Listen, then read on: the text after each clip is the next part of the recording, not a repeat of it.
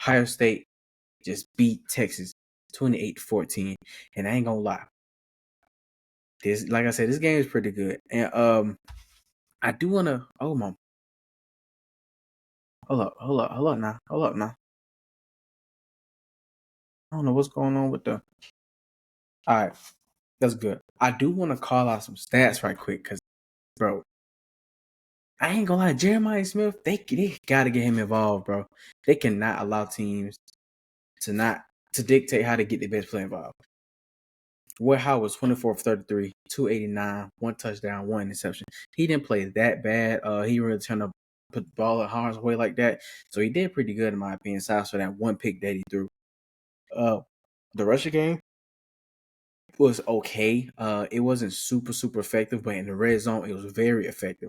I do want to say, Travion Henderson, bro is fast. Like that 75-yard touchdown he had at the end of the first half after Texas scored right at the end of the first half. Because let me see, yeah, this oh man, camera. Okay, there we go. You gotta stop touching. Okay, I need to stop touching that.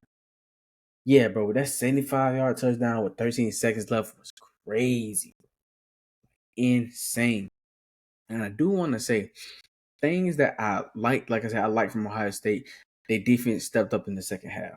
That was crucial, especially in that fourth quarter when they needed it the most, because it kind of like Texas was starting to get a little momentum, because Jaden Blue, he's definitely playing on Sundays. Jaden Blue's playing on Sundays for sure. Like I said, they stepped up on in the second half, and the penalties, bro. The penalties they were killing Ohio State, and I think they're gonna win the Natty. But that Notre Dame defense is serious. It's probably the best defense they're gonna face this whole playoff run. I mean, yeah, because Oregon, they DBs are kind of lackluster. Uh, but their front seven is decent. But Notre Dame is gonna be the best defense that they have faced so far, in my opinion. Like I said, they gotta get Jeremiah Smith involved, bro. He's been going crazy this whole playoff run, and you cannot. I think he had one catch for like 3 yards. Let me fact check that. Yeah, one catch for 3 yards, bro. And I definitely think that it was so much focus on him that they kind of forgot some of the other people that they have on Ohio State. Because Ohio State got good receivers. You got Carnell, you got Emeka Ibuka, like you got G Scott. So you got other people who can really, make big plays. And I understand what Texas was trying to do with the whole idea of we're not gonna let him beat us. Everyone else around us is gonna beat us. But Ohio State has so many weapons that they say, okay, that's fine. But I just think that Jeremiah Smith is the best weapon, and they have to get him involved. Now, another thing I want to say about Ohio State, Will Howard played pretty good, right? He got sacked a couple times. That third quarter, Texas really dominated the line of scrimmage. The third quarter is very ugly for Ohio State, very ugly. They picked it up in the fourth quarter. Texas was dominant that third quarter. I thought that third quarter, I'm like, ugh. I was looking. I don't think Ohio State will win because we seen Ohio State blow these teams out. But when they get in these super close games, that's when they look shaky. You look at the L they took against Oregon. You look at the L they took against Michigan. Both of those were close games that they couldn't pull out. This is a testament to what they can do in close games. The defense took control and said, we're not losing this game. Because that goal line stand that they had, bro. And like I said, I'm gonna say every episode, I'm a Bama fan. And Caleb Downs, bro, was it second and goal? I think it was second and goal, and he shot the gap. He got stiff armed, but he slowed down the running back, bro. And the other day he allowed everyone else to come make the tackle. He's super effective, bro. He's super good, and he's playing on Sundays for sure. So that's things I like from Ohio State, and I already gave you things I dislike, which was the penalties, not getting Jeremiah Smith involved, which I feel like they should. And yeah, like I said, Warehouse was doing good. He was making great great decisions, very decisive with his throws, and the pass rush was really getting to Quinn Ewers. I think how many sacks did they have? I'm curious. I want to know.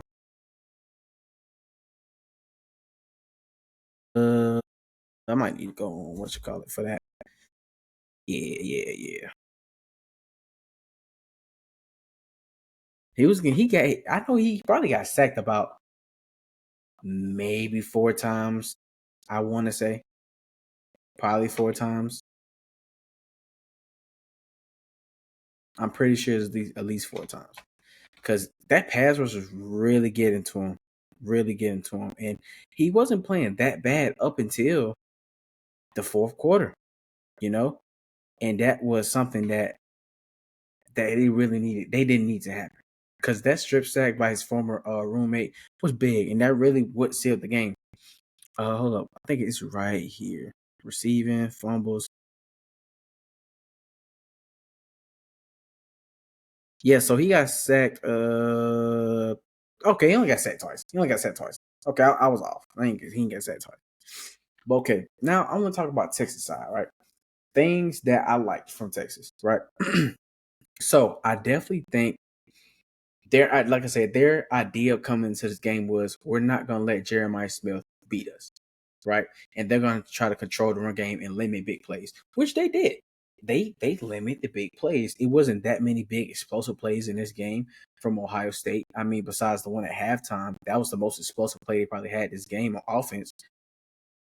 And they did. They limited the big plays, and that was probably a big factor, something that they had, circled on the board going against Ohio State because you cannot allow the receivers to go off. You just can't because you got really two who can give you 100 on 100 receiving yards on any night, right?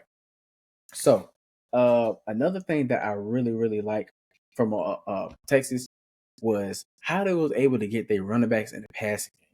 Bro, Jaden Blue is tough. When it was looking kind of spooky, he kept them alive. If I'm not mistaken, he scored both of their touchdowns. He the only player on the team who got a touchdown.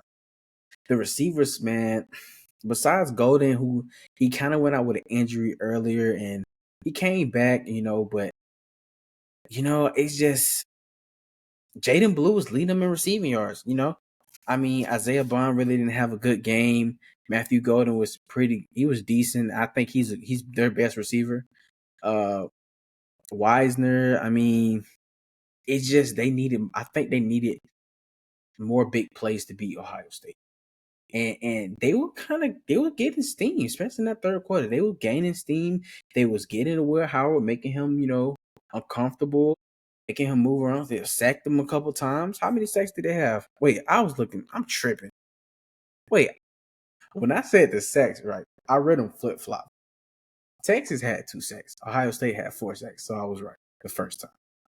Right, they sacked them twice. I think both of them probably in the second half.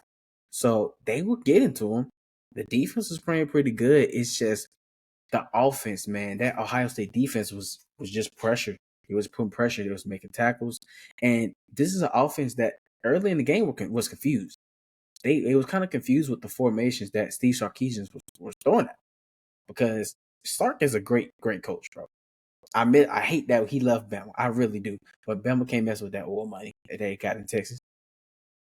So when you have these different formations that confuse the defense, you allow your running backs to get one-on-one matchups with linebackers and potentially DBs. Which if I'm not, I'd rather not match up with a DB. But when they match up with a linebacker, and you got Jaden Blue, I mean, he's fast. He's super fast. He's gonna burn them. Just like he scored that one touchdown, broke dude ankles, still scored. So I understand what Texas was trying to do. I just think the offense didn't pull through how they should have. They didn't really have that many big plays because your best receivers. I mean, like I said, Isaiah Bond 1 for 8. Ryan Wingo, one reception, 22 yards. Like your running back should not be leading your team in receiving yards to beat this Ohio State team. You're gonna need to be able to run the ball, and your receivers are gonna have to step up and make big plays because it was one pass, bro. Isaiah Bond, you're one of the guys. If you know you transfer, why jump? You didn't have to jump for that ball. It hit him right in the chest. Just catch it. You got open. You did the toughest thing to do on the whole route was to get open, and you jumped to catch it. You didn't have to, And I just think Texas kind of left a lot out there on offense, bro. To me they did. The offensive line really couldn't handle that pass rush. They was getting to him consistently, like I said. He only had one turnover, but he really could have had 2 picks in this game, maybe 3 in this game.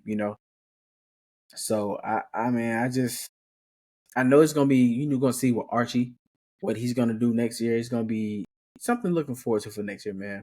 But one thing I want to give them credit for is how they shut down Jeremiah Smith. They did not allow him to go crazy. They always kept somebody on him. They didn't let Jeremiah Smith get behind their DBs, and that's how you defend that. You can't allow him to just run wild, because if he catch one and he get going, he's gonna get hot. And when he gets hot and he start head tapping people, it's raps. He's one of those guys. Him, Ryan Williams, even Ryan Wingo. Wingo is one of those guys who get hot. Hey, you're gonna have a tough night. So they limit Ohio State big plays. They didn't let Jeremiah Smith go crazy. So I just think they have to be able to win on offense, bro. Because if we're being real, the defense didn't play bad. I mean, they gave up 28 points to Ohio State offense that's powerful. They limit their best receiver to 3 yards. I mean, the rushing game, what? How many rushing yards did they have in total? They only had 81 rushing yards in total. So you can't sit here and say it was a Texas defense, because they really don't have nothing to hang their head low about, man. The offense just couldn't match up. They couldn't. Even though they gave up, they didn't even give up 14 in that fourth quarter. They gave up 7, But I don't know, man. I don't, because that offense. What were they on third down? Because to beat this Ohio State defense, right? You have to convert third down, and you can't be in third and long situations. Because if you're in third and long situations, right, you got the pass rush, and you have the defensive line that's very active with their hands, right? They're the most. They have the most. I think they have the most batted balls. The most batted balls in college football in the nation. So this is a team that's very active with their hands. You've seen Jack Sawyer, what he was able to do to strip sack. You got him. You got what my other guy, JT. I don't know how to pronounce his name. I ain't gonna lie. Yeah, but Jack Sawyer, nice, bro. Jack Sawyer is nice. He's nice. Well, and he's fast. Like I said, he's sneaky fast. I ain't even gonna lie. But like I said, this defense is very active with their hands, bro. And Texas just left. The offense just left so much out there. I really believe so.